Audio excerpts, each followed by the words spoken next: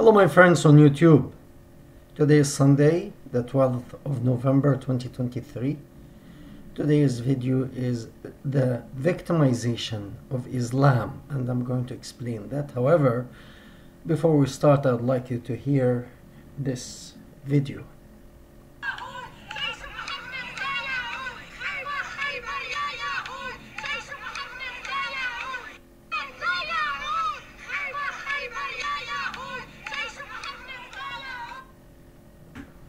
Saying,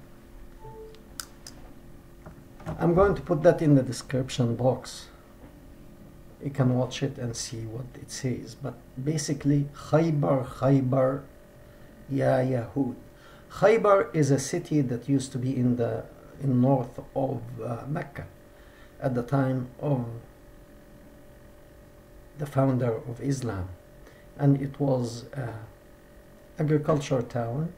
It was like an oasis, and it was run by Jewish people. Yahud, it means Jews. It's pertaining to Yahuza. In English is Judah. Anyway, it's not the issue. But they are chanting Khaybar, Khaybar, mean the name of the town.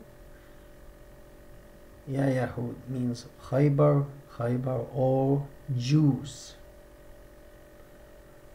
The army of Muhammad is coming back, or it's returning. And why are they saying that? Why are they chanting that? Okay, let's go back. What happened to this city of Jewish people who were working as farmers in peace, living their lives like everyone else in this area before the coming of the founder of Islam? These people, they used to grow date. They had palm trees that loved this desert area, and they cultivated palm, and it produced date for them, dates. And they ate of that, they sold, and they lived like that. So, it was a very wealthy, prosperous town. But they were Jews. The founder of Islam didn't like the Jews. He described them as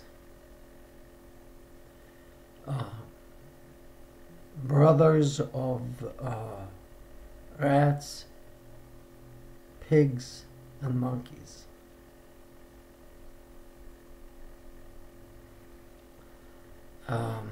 So anyway, it's really sickening. But anyway, that happened.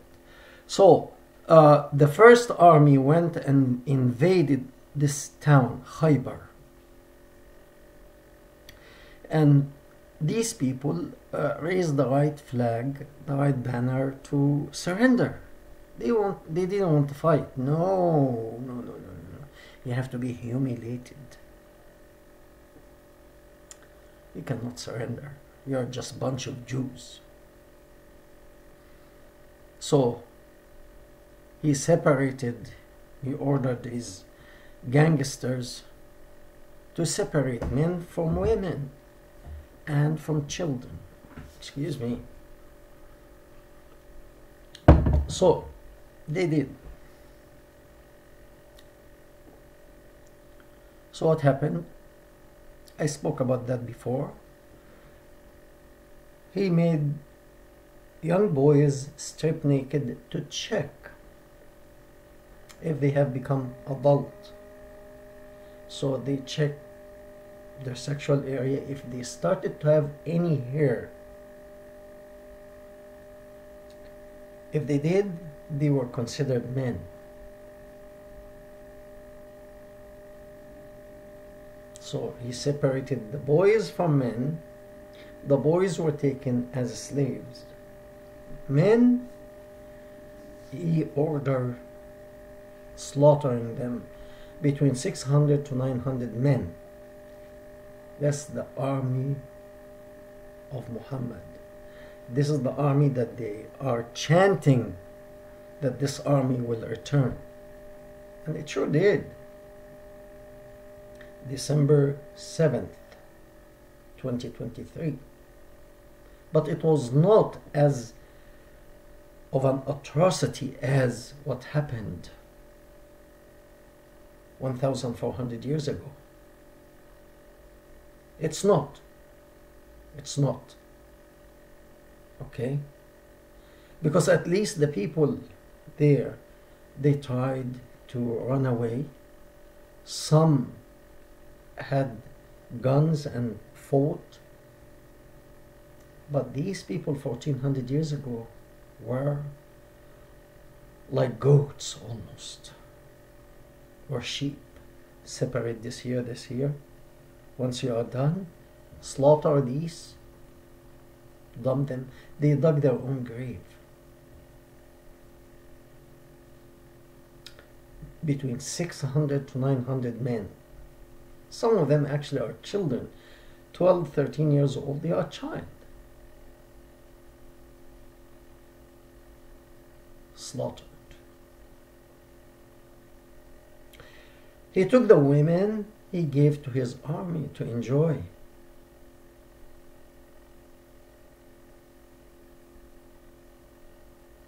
The right hand possess these women. They can F them as they please. And the Prophet of Allah, on his way back home, he couldn't wait. He ordered his gang to erect a tent to rape the daughter of the head of the tribe after he killed all of her men, after he took the women, her mother, her auntie, as sex slaves, and his army is violating them, and he is to violate her. The strange thing is, many Muslim tells you, oh, but she actually wanted him, she loved him and she wanted him. Just, even if you have only half brain in your head, or even a quarter of a brain in your head, and you tell me that the people on October 7th, some of them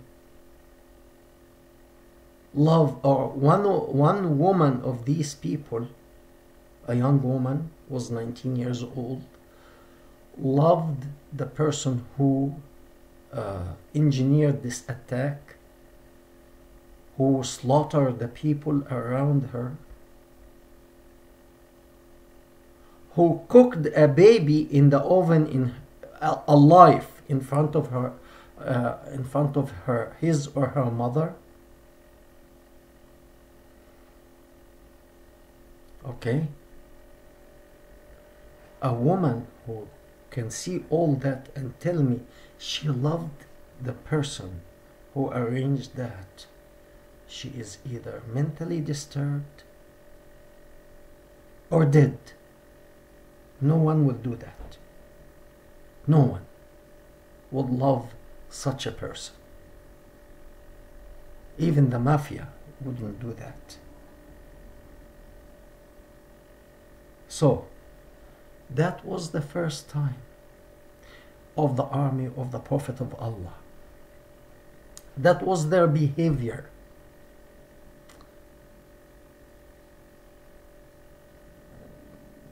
And they are chanting that, yearning for this army to come back, to return. To do what? To do what we have seen on October 7th. Atrocity. Do the same thing they did 1400 years ago. And they did. They did. Any Muslim, you speak to him or her and tell him, is that what your religion teach, what we have seen on October 7th? 99.99%, if not more, will tell you, automatic reaction will tell you, these people don't represent Islam. So Hamas does not represent Islam. Hezbollah doesn't represent Islam. Boko Haram does not represent Islam. The followers of the Prophet don't represent Islam. And guess what? Nowadays, they tell you, Muhammad does not represent Islam. Muhammad, the founder of the religion, does not represent Islam. That is a group of Muslims called Quraniyun, which it means Quranic, means they believe only in the Quran. And they reject every word and every action Muhammad said and did. They are ashamed. As if the Quran is very clean. It's in the Quran that he likened the Jews to monkeys and pigs and rats. No, I'm sorry, rats is not in the Quran. It's in the Hadith. But the Quranic group, where will you go from that? When you liken group of people as if they were brother of pigs and monkeys. All the violence in Quran, where will you go from that? So there is a slogan among the Muslim. They say, actually this is the name of the video, I didn't mention it. If I translated it, I should say the victimization of Islam, because many Muslims, and they say it actually with good intention, because they really don't know what Islam is. They didn't study, they don't know. So they think Islam, they were told Islam is wonderful. However, the average person really made Islam looks bad. But Islam is wonderful. Only the people who are Muslims, they are making bad name for Islam because they are evil people. So there is a slogan among innocent Muslims. It says, Islam is the victim of the Muslims. So Muslim in a way made the bad image of Islam. But Islam is wonderful. I argue actually it's the other way around, because people by nature, we don't go out to kill and murder and rob. That's not the human nature. Yes, we have evil nature, all of us, but that is very rare when you have a person who is interested in robbing and murdering. Most people won't live in peace. Okay. However, in Islam is different. The Muslims who have made Islam looks bad. And if Islam is so good, why didn't Islam change the nature of these people to be better? You had 1400 years.